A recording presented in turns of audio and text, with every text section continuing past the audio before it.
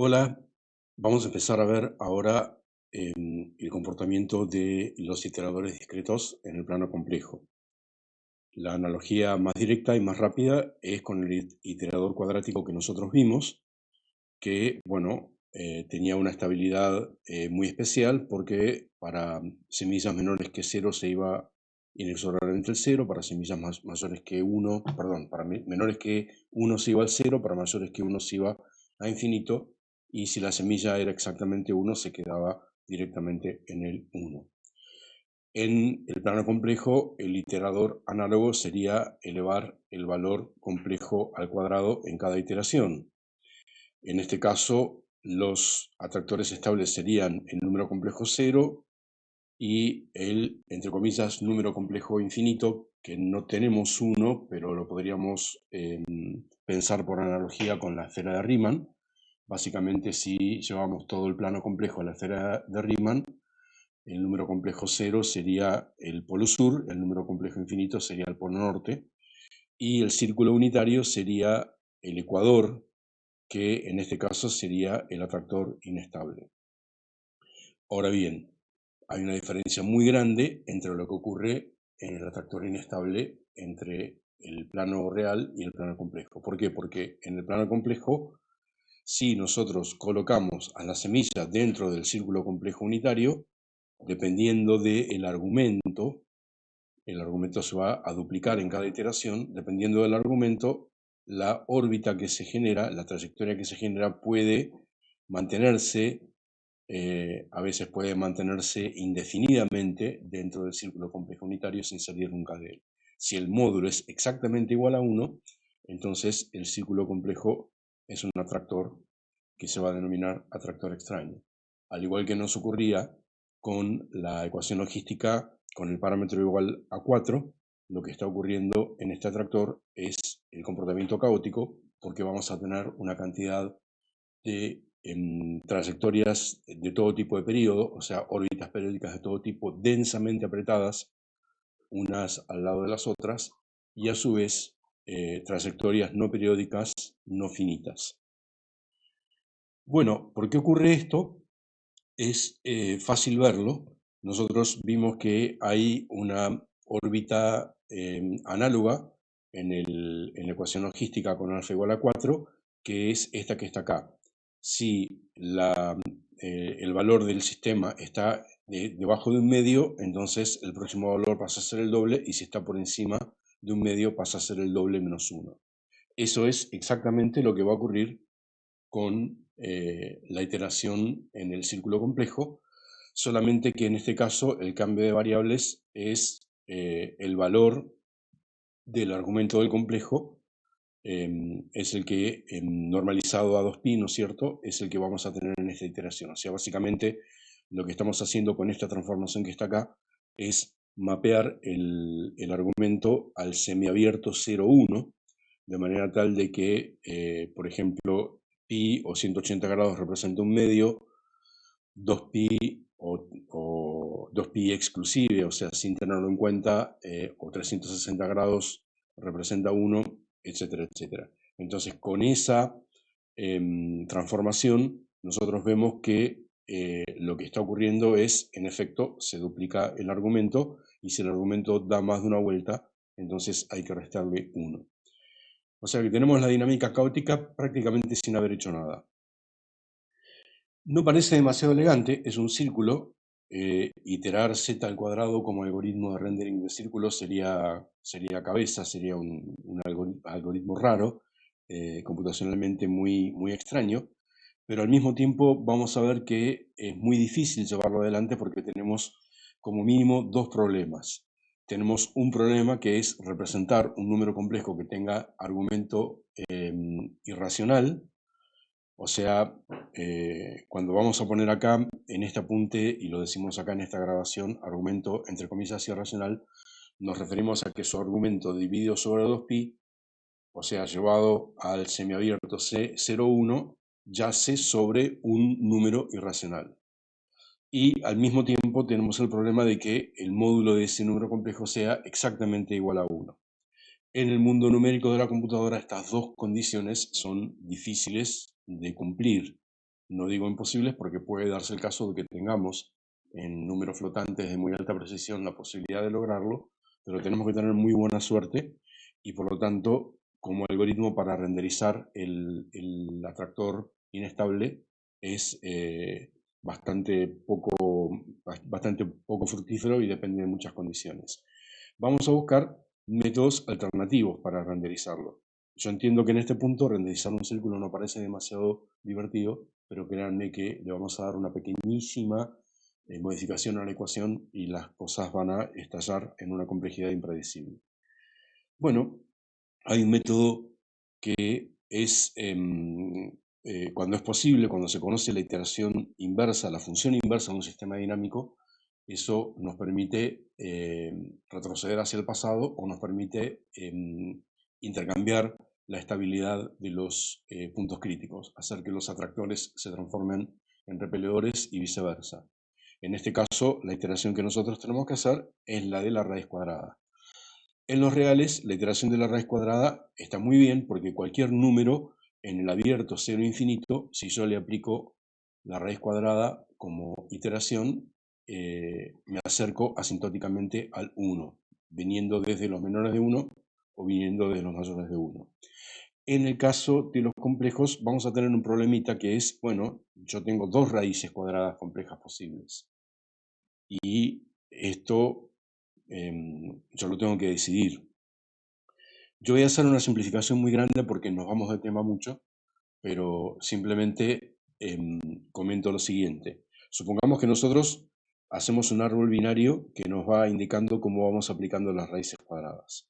Y supongamos que llamamos 0 al aplicar la raíz cuadrada, por llamarlo de alguna manera positiva, o sea, cuando en el complejo conjugado estamos tomando la parte positiva de la raíz cuadrada, y 1 cuando estamos tomando la parte negativa.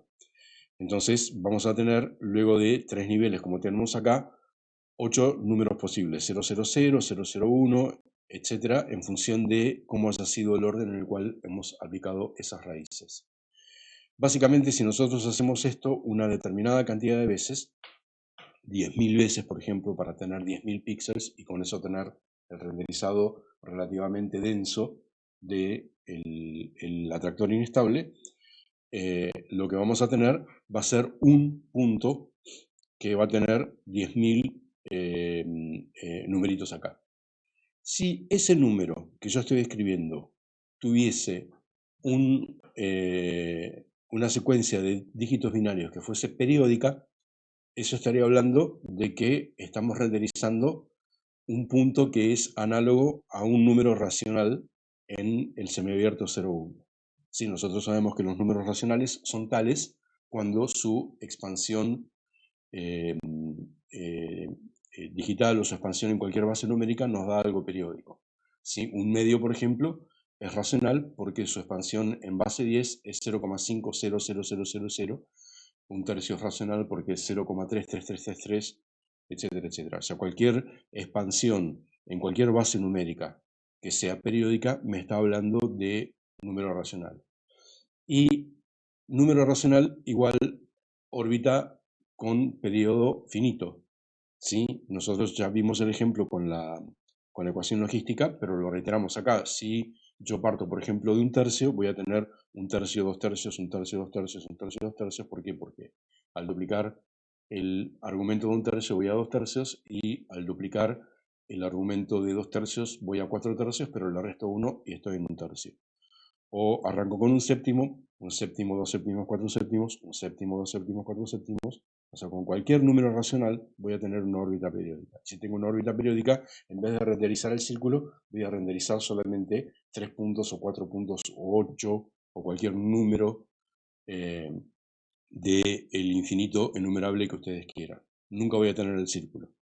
¿Qué es lo que estoy queriendo decir con esto? Lo que estoy queriendo decir es, no quiero un número que sea periódico de ninguna manera. Necesito algo que sea aperiódico y la única garantía que tengo de obtener algo que sea periódico es utilizar aleatoriedad. O sea, básicamente lo que quiero decir, volviendo a la cuestión de qué raíz cuadrada utilizo, la elijo al azar. Esa es la única garantía que tengo de estar moviéndome a cada lado.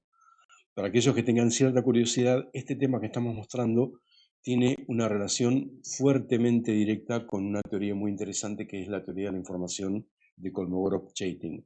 Básicamente, lo que nos dice una aplicación directa de la información de Kolmogorov-Chaitin es la cadena de ceros y unos que yo voy a obtener luego de recorrer este árbol eligiendo una raíz cualquiera, y llegar hasta profundidad 10.000, por ejemplo, esa cadena va a tener tanta información como el programa de computadora más sencillo que sea capaz de escribirme esa cadena.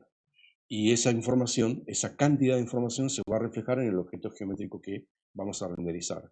Por lo tanto, si elijo siempre la raíz positiva o siempre la raíz negativa o elijo una y luego la otra, voy a tener cadenas de bits que son muy fáciles de escribir con un programa y por lo tanto la información que voy a obtener va a ser realmente muy pequeña y voy a tener solamente unos pocos puntos. Es un tema realmente interesante y que tiene una gran cantidad de concomitancias matemáticas. Bueno, yo lo que voy a hacer ahora es mostrarles un programa que hace eso, como en todo estamos ilustrando. Entonces, elegimos la iteración inversa, calcula unas 10.000 semillas y me la grafica, supuestamente.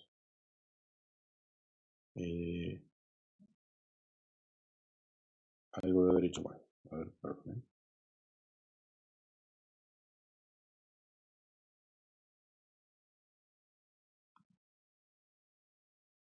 Ahí está.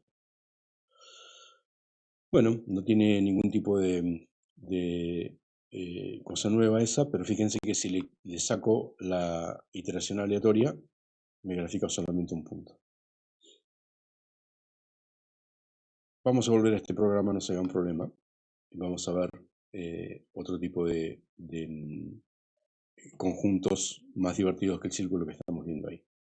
Bueno, un segundo método para renderizar es el método de las preimágenes. En el método de las preimágenes, bueno, aplicamos la raíz o las raíces, pero en este caso lo que hacemos es recorrer en forma exhaustiva, o sea, tomamos un círculo de un radio arbitrario diferente a 1, menor o mayor que 1, y aplicamos la raíz, la positiva y la negativa, y obtenemos la preimagen de ese círculo bajo la raíz positiva y la raíz negativa. Y hacemos eso varias veces. Por ejemplo, recorriendo unos 10.000 argumentos para ver qué es lo que ocurre.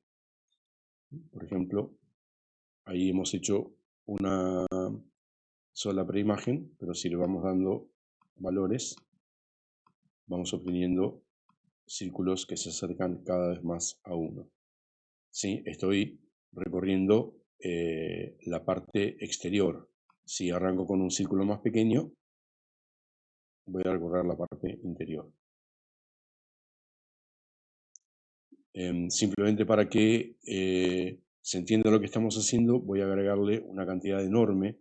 En vez de recorrer 10.000, le voy a pedir que recorra 100.000, simplemente para que se vea, bueno, lo hace realmente muy rápido, que cuando vamos recorriendo el círculo exterior, el círculo interior se recorre en dos ramas.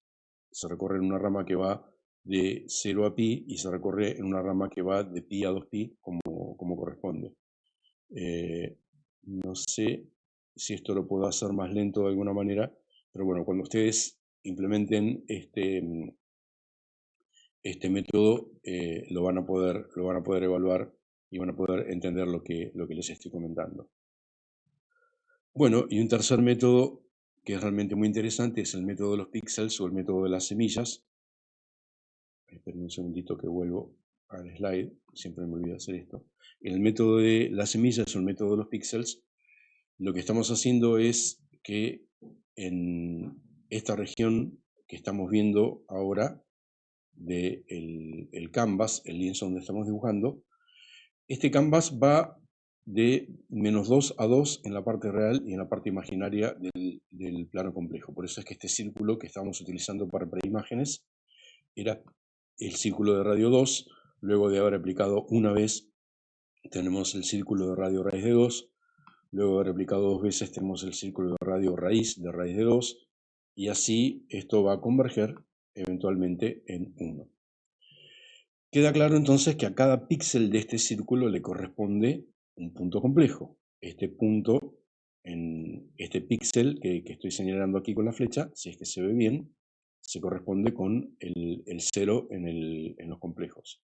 Y el extremo derecho en el centro se corresponde con el 2 parte real, 0 parte imaginaria. Y el de arriba del todo en el centro se corresponde con el 0 parte real, 2 parte imaginaria. ¿Eso qué quiere decir? Quiere decir que a cada píxel de este lienzo le corresponde un número complejo y viceversa. Entonces, el método de los píxeles, el método de las semillas, como lo queramos llamar, básicamente lo que hace es a cada píxel le asigna el número complejo correspondiente, lo toma como semilla y luego itera una determinada cantidad de veces. Si a partir de esa semilla la iteración se va a infinito, en algún momento cortamos porque estamos evaluando un número complejo cuyo módulo es mayor que un determinado umbral. Ahora vamos a hablar acerca del umbral. Si la semilla que hemos tomado va hacia el 0, eventualmente llega al 0 o llega a un número complejo cuyo argumento está lo suficientemente cerca del 0. Entonces, básicamente, lo que nosotros podemos hacer con esto es tomamos ese píxel, lo transformamos en un complejo, tomamos a ese complejo como semilla, iteramos el iterador cuadrático y verificamos no haber superado el módulo en el complejo que estamos iterando. Si superamos ese módulo umbral, entonces la iteración para y pintamos el píxel de un determinado color, supongamos que el color sea que esté relacionado con la cantidad de iteraciones. Tomamos, por ejemplo, una escala de grises y hacemos que si en una sola iteración se fue por encima del umbral, entonces pintamos de negro. Si necesito 2 iteraciones, lo pintamos de gris oscuro. Si necesito 3 iteraciones, lo pintamos de gris no tan oscuro. Si necesito 4 iteraciones, y así. ¿Cuál sería el valor umbral? Bueno, hay un teorema muy interesante que dice que para el iterador cuadrático, cualquier número complejo que tenga un módulo mayor que 2, eventualmente se va al infinito. A veces el módulo baja, pero luego va a subir y eventualmente se va a ir al infinito. Entonces, básicamente lo que hacemos es, vamos iterando el iterador complejo, chequeando que en la iteración no superamos el módulo 2. Si no superamos el módulo 2, seguimos iterando. Si superamos el módulo 2, terminamos la iteración, nos fijamos cuántas iteraciones ejecutamos y pintamos el píxel con un color que tengamos en una tabla de colores definida a propósito. Este método es interesante porque, bueno, cuando tengamos un objeto con una geometría un poco más interesante que un disco, que un círculo, nos va a permitir, con escalas de color, con paletas astutas, nos va a permitir renderizados realmente muy interesantes. Igualmente con el círculo, vamos a ver que el resultado, bueno, nos va a permitir entender algunas cositas. Entonces, con esta paleta que tenemos aquí discontinua, todos estos píxeles que están en la parte exterior en una iteración se fueron al infinito, el módulo superó 2, luego en este disco que es el que está entre raíz de 2 y raíz de raíz de 2, necesito 2, entre raíz de 2 y raíz de raíz de 2 necesito 3, y así iterativamente. Bueno, yo puedo elegir otro tipo de paletas y renderizar con otro tipo de paletas simplemente para mostrar. Entonces, algo ocurrió que no era lo adecuado, perdón. Veo otros renderizados posibles del disco que tengo acá. Es interesante ver que, bueno, toda la gama de violetas está en esta zona y luego saltamos directamente al rojo. Básicamente no hay ningún píxel que se haya pintado de verde, de amarillo o de anaranjada, básicamente porque eso está todo en la frontera, que sería el punto de acumulación de lo que estamos haciendo. Bueno, como les decía, esto seguramente no es demasiado interesante porque no estamos renderizando un objeto que parezca demasiado interesante. Sería interesante ver cómo son las órbitas, pero nos vamos para otro lado, nos vamos directamente para el conjunto de Julia que es simplemente agregarle una traslación constante a cada iteración. ¿Sí? Es el mismo rendering. Vamos a volver ahora a nuestro programa y vamos a hacer los mismos renderings, pero agregándole una constante compleja, que en realidad se la estábamos agregando ya porque estamos agregándole 0 aquí a nuestra constante compleja, o sea que el disco, el círculo, es uno de los conjuntos de Juliá. Pero yo le agrego, por ejemplo, 0.1 a la parte real de la traslación compleja y cuando aplico el método de las semillas, ya el resultado que se ve es un poquitito diferente. Ya vemos una cierta distorsión y si lo mirásemos con cuidado veríamos una cierta fractalidad. Voy a darle un valor a la parte real un poquitito más grande, por ejemplo 0.3, para que la exagere. Bueno, ahí ya vemos otra cosa, me fui de tema por completo. Ahora vuelvo a esto y explico qué es lo que ocurrió. Bueno, con 0.2. ¿Por qué decimos que esto tiene ya fractalidad? Y porque si observamos lo que pasa de 0 a pi, obviamente lo que pasa de 0 a pi y de pi a 2pi es igual, pero vamos a ver que esos picos y valles que tienen muy crudamente descriptos, tienen la forma del relieve de un coliflor, ¿sí?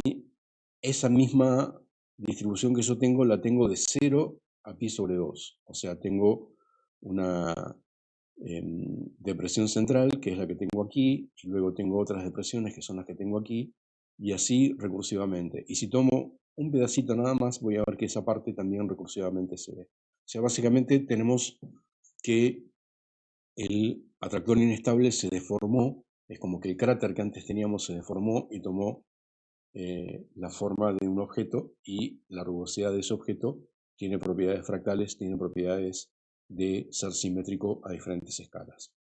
Bueno, ya vimos que con 0,3 nos encontramos con otra cosa. Vamos a darle un valor no tan límite, 0,27 a la parte real, a ver qué es lo que se ve. Bueno, ya lo que está ocurriendo con esto, ustedes se pueden dar cuenta mirando en la paleta, ¿sí? Ya vemos que en el centro, en el 0,0, estamos teniendo colores al estilo cian o al estilo verde intenso. Eso quiere decir que el 0 dejó de ser atractor. El conjunto estalló, el cráter estalló y se transformó en un archipiélago. Y los puntos que están en rojo son aquellos en los cuales, bueno, nuestra iteración con una determinada cantidad de iteraciones como límite no alcanzó a demostrar que la semilla en este sector se fue hacia el infinito. ¿Sí? Requirió más y más y más iteraciones y llegamos al límite y no llegamos a demostrarlo. Es interesante, yo les pongo en el apunte algunas cuestioncitas relacionadas con el conjunto de Juliá. Básicamente, una de las más interesantes es ver que la topología del conjunto de Juliá, cuando no es conexo, tal cual lo estamos viendo en este rendering, la topología es análoga a la de un conjunto de Cantor. ¿Eso por qué? Y porque lo que está ocurriendo es, yo tengo toda esta parte del conjunto separada por una mitad y toda esta parte del conjunto. Luego, para cada uno de esos subconjuntos, tengo toda esta mitad en el cuadrante superior derecho separada de toda la que está en el cuadrante superior izquierdo. Y así, particiones binarias, binarias, binarias, binarias, y por lo tanto yo puedo encontrar un isomorfismo entre cada una de las islas del conjunto de Juliá y cada punto de un conjunto de Cantor. Es más, recién cuando hablábamos de el árbol de raíces y decíamos, si yo recorro ese árbol con un método algorítmico, eligiendo siempre más o eligiendo siempre menos o eligiendo una, básicamente llego a una órbita periódica. Bueno, los puntos que se observan acá son puntos que tienen una gran atracción y son las órbitas periódicas de periodo más bajo, o sea, los lugares donde el atractor inestable es menos inestable porque atrae sobre sí órbitas periódicas. Bueno, es interesante ver el mismo conjunto renderizado con otro tipo de paleta, para que se vea cómo el render depende mucho de la paleta con la cual lo estamos viendo.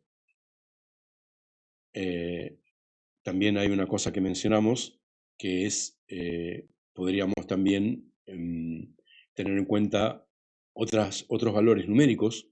Además de la cantidad de iteraciones, podemos trabajar con la parte real y con la parte imaginaria del píxel, en el cual dejamos de contar porque superamos la cantidad de iteraciones, con lo cual tendríamos 3 números para tener en cuenta y podríamos mapear, por ejemplo, la cantidad de iteraciones al rojo, la parte real del complejo que dirigió al verde y la parte imaginaria del complejo que dirigió al amarillo, llevando las escalas como corresponde, ¿no es cierto?, de 0 a 55, o el módulo y el argumento. Bueno, todo ese tipo de cosas son realmente muy interesantes. También fíjense lo que va a ocurrir cuando yo aumento, por ejemplo, de 50 a 150 la cantidad de iteraciones que utilizo para el corte. El renderizado cambia porque mi horizonte numérico cambia por completo. Entonces, en estas zonas donde yo veía valores muy genéricos, porque ahí el algoritmo tardaba una cantidad muy grande de iteraciones en llegar a la divergencia y todo se veía igual, en ese punto, bueno, empiezo a ver que en realidad hay más detalle del que me estaba mostrando el algoritmo. Y luego me voy a encontrar con una cosa que es realmente muy interesante y que es lo genial del método de las semillas, que es, yo elijo una ventana para hacer zoom, hago un zoom sobre ese sector y veo que, bueno, aparece una fractalidad realmente muy interesante, que es la espiral sigue siendo una espiral que se va metiendo hacia adentro, se va metiendo hacia adentro, etc. Y fíjense cómo algo que me parecía continuo, esa especie de barrera de coral que parecía continua, cuando yo la miro con este detalle veo que en realidad no es continua, porque veo que el color, que no es el color de la máxima cantidad de iteraciones, pasa a través. Si yo en este momento quisiera ver alguna de estas regiones en detalle para ver qué es lo que hay ahí adentro, me voy a encontrar con fractalidad. O sea, lo mire donde lo mire, con la escala que lo mire, me voy a encontrar exactamente con lo mismo. Bueno, esto es realmente muy interesante porque me puedo pasar la vida mostrando este tipo de cosas. Estoy tratando de ver cómo hago para resetear el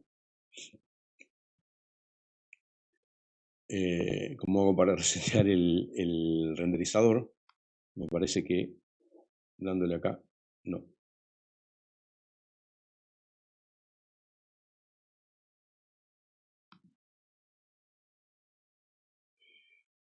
Bueno, voy a tratar de volver al punto de recién, que era 0 en la parte imaginaria y 0.27 en la parte real, y ver si obtenemos lo que teníamos. Bien.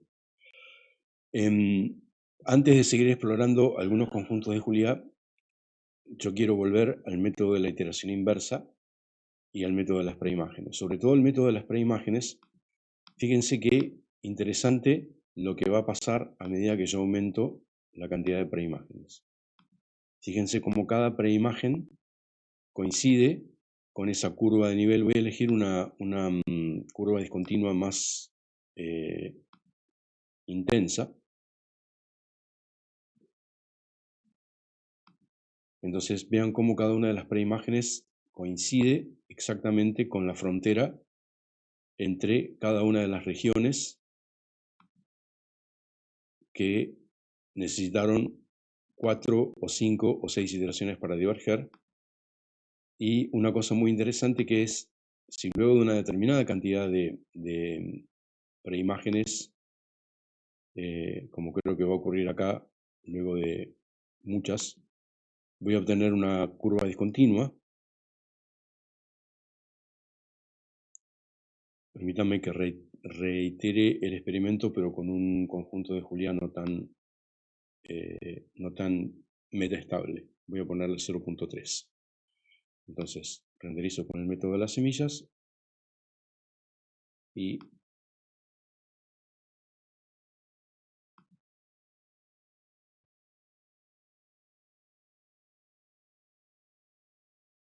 con preimágenes.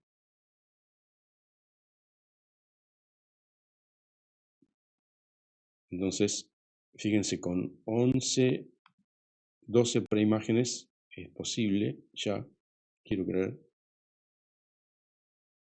Esto está tardando mucho, ustedes se imaginan, porque está primero la computadora recargada de trabajo mientras está grabando, y por otro lado porque, bueno, está calculando un árbol completo binario con todas las raíces de las raíces de las raíces, con, en este caso, nivel 12, y por lo tanto la estoy exigiendo por demás. Fíjense, bueno, en el nivel 12 de las preimágenes ya se ve que hay una preimagen que me está dando dos curvas cerradas en vez de una sola. Eso ya me está hablando de que el conjunto de Julia dejó de ser conexo, el conjunto, por decirlo de alguna manera, estalló. Voy a buscar un conjunto de Julia más inestable, que sea bien inestable. Entonces, ya muy rápidamente las preimágenes que voy obteniendo se van volviendo discontinuas. Y fíjense cómo una vez que obtuve una preimagen discontinua, la siguiente va a ser discontinua respecto de la anterior. O sea, pasamos a tener 4 curvas discontinuas cerradas, luego 8, luego 16. Bueno, esto también nos muestra el isomorfismo que hay entre un conjunto de Julia disconexo, en el cual el cero dejó de ser atractor, respecto del conjunto de Cantor. Bueno, evidentemente podemos estar una gran cantidad de tiempo explorando cosas que ocurren con el conjunto de Julia. Acá yo les puse algunos render para algunos valores de la variable compleja, pero digamos, la cosa se vuelve interesante cuando nosotros estamos pensando en qué es lo que ocurre cuando se está bifurcando el conjunto, o sea, cuál es el valor de C, como estábamos viendo recién, entre 0,2 de parte real y 0 imaginaria, y 0,27, cuál es el valor de C para el cual el conjunto deja de ser conexo y pasa a ser no conexo. Fíjense que eso necesariamente es un horizonte, o sea, no puede haber un valor de C que sea el punto límite, porque si existiese ese valor de C, para ese valor de C, el conjunto de Julián no podría ser ni conexo ni no conexo al mismo tiempo. O bien, si fuese conexo, C más epsilon, para un epsilon tendiendo a 0, tendría que ser no conexo y yo encontraría un valor para el cual el conjunto estalla. O sea, básicamente lo que estamos hablando es la bifurcación, es como la bifurcación que teníamos en la ecuación logística. Pasamos de tener un punto estable a que sea inestable inmediatamente y no tenemos un comportamiento intermedio entre ambas cosas. Numéricamente sí, numéricamente vemos un horizonte, es lo que llamamos metaestabilidad, pero eso es porque no tenemos la posibilidad de hacer infinitas iteraciones. Si tuviésemos infinitas iteraciones, el comportamiento o es estable o es inestable, no tenemos una cuestión intermedia. Bueno, el conjunto de Mandelbrot básicamente es la idea que tuvo Mandelbrot de representar el diagrama de estabilidad del conjunto de Julia, o sea, cuáles son los valores de C que hacen que el conjunto de Julia asociado sea conexo. Eso se terminó transformando en el objeto matemático o el resultado matemático más célebre, más legendario. Sí, hay, digamos, los 40 años que han pasado desde que Mandelbrot lo propuso hasta ahora, han generado una cantidad de investigación, de analogías, de métodos, de cosas que tienen que ver con la ciencia, el arte, lo que ustedes imaginen, bueno, está en el conjunto de Mandelbrot. Nosotros nos vamos a centrar un poquitito nada más, vamos a hacer algunas cositas y dejamos el tema abierto para que ustedes después lo investiguen de acuerdo al criterio que tengan a la hora de hacerlo. Bueno, básicamente con este control yo le doy para que me grafique el conjunto de Mandelbrot, lo que vemos es eso, lo vemos con esta paleta que está puesta acá. Lo estoy calculando con 150 iteraciones. Eso me da un determinado horizonte y luego si hago zoom, siempre sobre la frontera, porque la frontera es la que de alguna manera delimita la zona interior, es una zona donde el conjunto de Juliá para el C que corresponde al interior es estable, y la zona exterior es el C inestable, y todas las cosas interesantes, los fractales interesantes, las imágenes interesantes, ocurren en la frontera. Si yo ahora habilito la opción mini Juliá, entonces donde pincho me va a renderizar un mini conjunto de Juliá en ese punto. Debería estar haciendo eso.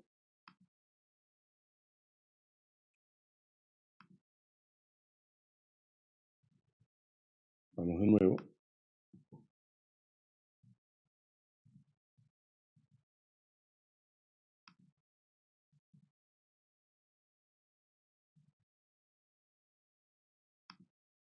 No estoy...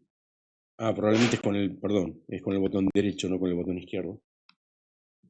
Y no sé si esto se va a ver